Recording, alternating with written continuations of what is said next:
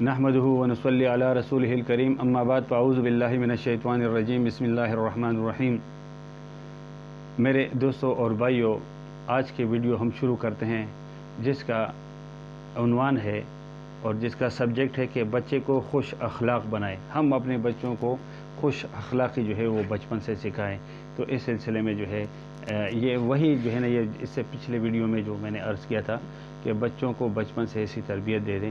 کہ ان کو جھوٹ سے بچائیں، ان کو دھوکہ دہی سے بچائیں اور ان کو جو ہے نا حسد سے بچائیں۔ تو اس کے ساتھ یہ بھی ایک نقطہ ہے کہ ہم اپنے بچوں کو خوش اخلاق بنائیں۔ تو کامل مومن میں جہاں اور بہت سی صفات ہوتی ہیں وہاں اس میں سب سے بڑی صفت خوش اخلاقی ہے۔ ایک سچا مومن خوش اخلاق اور نرم زبان ہوتا ہے، اور اگر احادیث کے ذخیرہ کو دیکھا جائے تو معلوم ہوتا ہے کہ ان حضرت صلی اللہ علیہ وسلم کے بے شمار ارشادات اخلاق سے متعلق ہیں۔ اس لیے ضروری ہے کہ بچوں کی تربیت کرتے وقت ان کی اخلاقی تربیت کا خصوصی خیال رکھا جائے،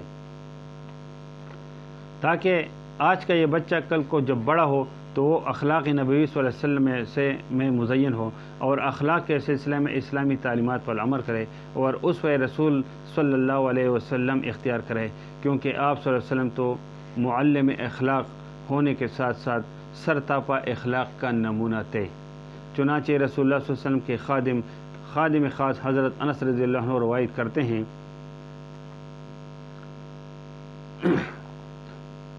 کہ نبی کریم صلی اللہ علیہ وسلم کے اخلاق سب سے بہتر تھے۔ یہ صحیح البخاری کی حدیث ہے کہ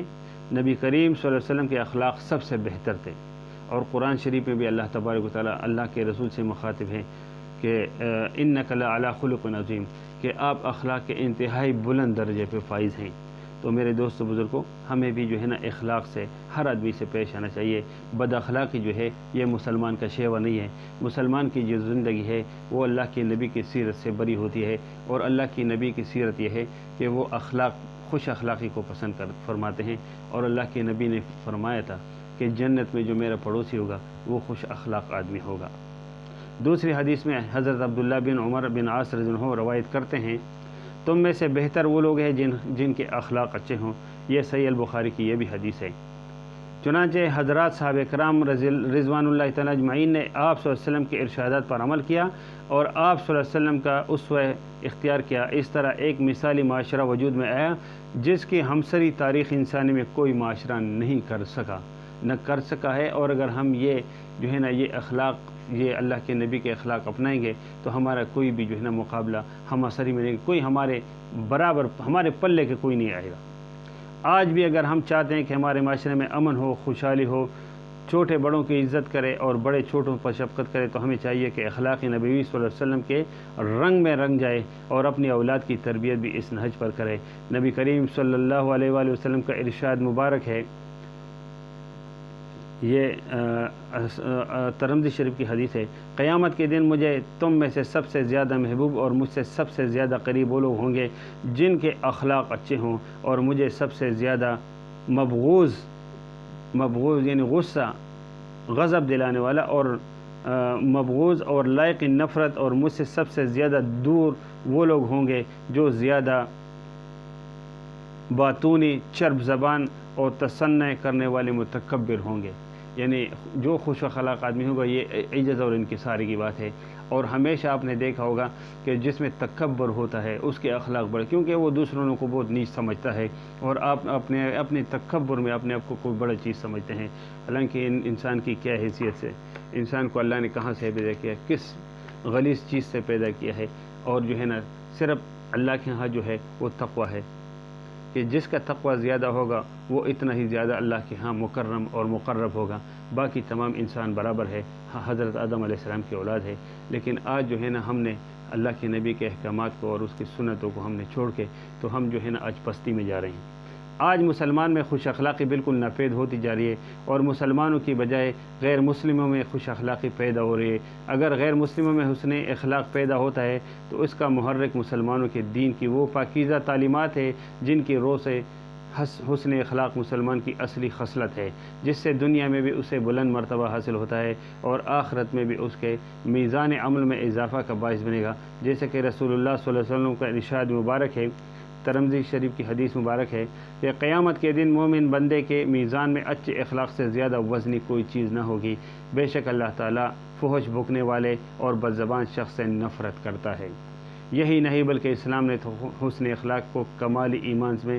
میں سے شمار کیا ہے، اس لیے سب سے اچھے اخلاق رکھنے والے کو کامل ترین ایمان والا قرار دیا۔ ارشاد نبی صلی اللہ علیہ وآلہ وسلم ہے، ترمذی شریف کی حدیث ہے،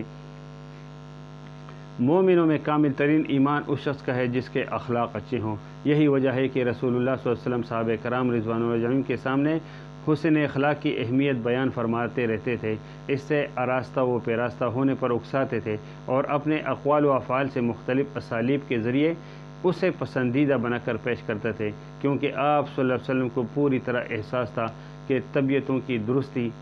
نفسوں کی تزکیہ اور انسان کی آراستگی میں حسن اخلاق کا نمایاں اور سب سے زیادہ کردار ہے۔ چنانچہ ایک حدیث میں ہے کہ آپ صلی اللہ علیہ وسلم نے حضرت ابو ذر رضی اللہ عنہ سے فرمایا، اے ابو ذر، کیا میں تمہیں دو ایسی خصلتوں کے بارے میں نہ بتلاؤں جو بہت ہلکی اور معمولی ہے مگر میزان میں سب سے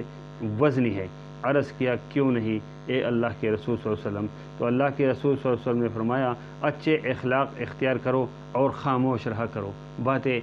زیادہ نہیں کرنی چاہیے، خوش اخلاقی سے کام کرنا چاہیے، اور اگر کوئی بات کرے بھی تو وہ خوش اخلاقی سے کرے، ورنہ جو ہے نا بند زبان ہونا چاہیے۔ اس ذات کی قسم جس کے ہاتھ میں میری جان ہے، لوگوں کے کردار کو ان سے بہتر کسی چیز نے آراستہ نہیں کیا۔ ان دو چیزوں نے کہ جو آدمی کے اخلاق اچھے ہیں وہ لوگ اس سے محبت کرتے ہیں، بد اخلاق آدمی سے ہر آدمی نفرت کرتا ہے، اور ایک جو ہے نا جو خاموش رہتا ہے، کیونکہ زبان جو ہے نا یہ ایک تالے کے نسبت ہے۔ جب زبان کوئی تالا کھلتا ہے تو پھر دکان کا پتہ ہے اندر دکان میں کیا ہے، کوئلہ ہے یا جو ہے نا اس میں سونا ہے، تو جب تک یہ زبان بند رہتی ہے آپ کی شخصیت کا کسی کو پتہ نہیں، لیکن جب آپ زبان کھولتے ہیں تو اس کے بعد آپ کی شخصیت کا پتہ چلتا ہے کہ آپ کس شخصیت کے مالک ہیں،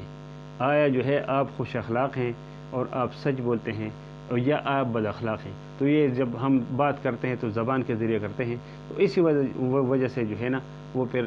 جو ہے نا اس کا پتہ چل جاتا ہے۔ تو میرے دوستو بزرگوں، اللہ کے نبی کی سیرت جو ہے وہ ہماری مشعل راہ ہے، تاکہ ہم اس سے جو ہے نا استفادہ حاصل کریں، تو انشاءاللہ دنیا کی زندگی میں بھی ہم کامیاب و کامران ہو جائیں گے، اور جو ایک مرنے کے بعد جو ہے جو قبر سے اور جو ہے نا برزخ سے ایک زندگی شروع ہوگی، پھر اس کے بعد آگے قیامت کا دن ہے، پھر قیامت کا دن جو ہے نا اس کے بعد آگے دو مناظر ہیں، یا تو جنت ہے اور یا جہنم ہے۔ اب جو جنت میں چلا جائے گا وہ ہمیشہ ہمیشہ کے لیے کامیاب ہو جائے گا، اور جو جہنم میں چلا جائے گا وہ ہمیشہ ہمیشہ ناکام ہو جائے گا۔ تو میرے دوستو بزرگوں، ہم اللہ کے احکام کو، نبی کریم صلی اللہ علیہ وسلم کے مبارک اور نورانی طریقوں پہ اگر ہم عمل کریں گے تو انشاءاللہ تعالی ہمارے ساتھ وہ جو ہے نا اللہ کی نعمتوں کا جو وعدہ فرمایا اللہ کے نبی کے ذریعے اور قرآن شریف میں جو اللہ نے جگہ جگہ مختلف جگہوں پہ ارشاد فرمایا ہے، تو انشاءاللہ تعالی